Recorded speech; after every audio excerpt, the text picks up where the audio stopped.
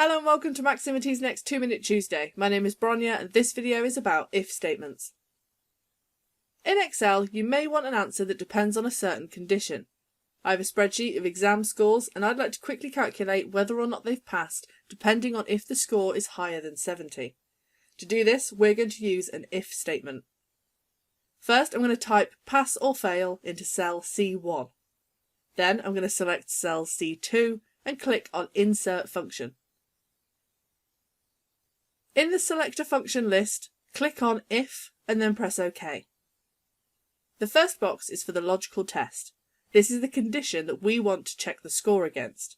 The condition is, if the number in column B is more than or equal to the number 70, they've passed. So, click into the logical test box and click onto cell B2. Type a more than symbol and then an equal symbol and type the number 70. You can see the text to the right of the box which is now saying true. This text will only either say true or false. This is telling me that the cell I have selected is indeed more than or equal to 70, so the answer is true.